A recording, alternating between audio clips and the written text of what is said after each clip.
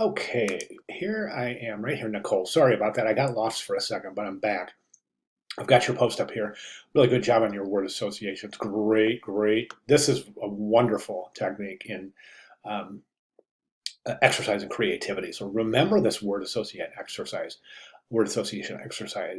Specifically, think about using this as you move through your student career and into your professional career. I think it's just a wonderful exercise in creativity, and one that I think all designers, artists, illustrators, etc., should practice on a regular basis, just to ensure that they're able to express their communication expeditiously, quickly, and succinctly. Um, and again, just these random word associations are a great way to keep your your creativity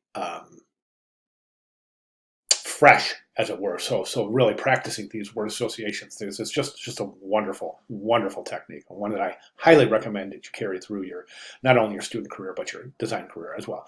Okay, the tiniest bug. I think your elevator pitch is a little short. It really is. I mean, an elevator pitch, somebody should be able to make a decision as to whether or not they want to really continue along in looking at the presentation specifically.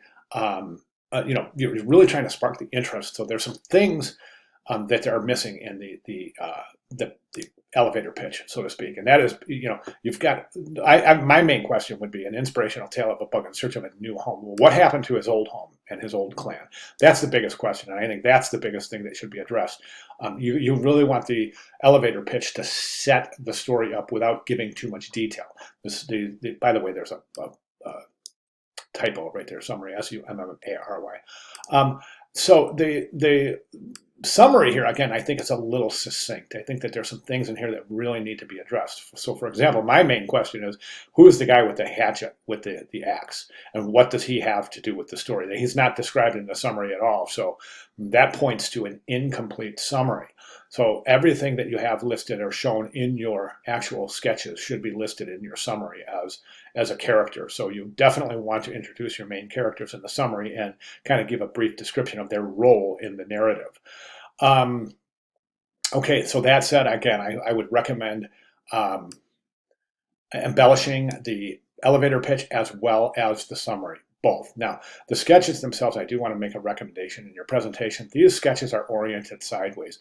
Whenever you're presenting work to a creative director, art director, client, etc., or in this particular case, your class, you want to make it as easily accessible as possible for the viewer to look at the presentation. That includes orienting things in the correct format so the viewer doesn't have to tilt their head or do any kind of rotations to see your actual intent. I think that's a really important consideration and one that you should carry forth throughout the rest of this class as well as your other design classes. It's just a key and a critical step in presentation. Again, the rule of thumb here is you want to make your presentation as easily accessible as you possibly can for the viewers themselves. Now, I think these posters themselves are pretty good. There's a couple of things I have a question about. So that's the tiniest bug, right? That's um, the main character, the protagonist, as it were, in the narrative, right? But this particular case doesn't show the antagonist. Is the guy? I'm guessing it's the guy with the axe.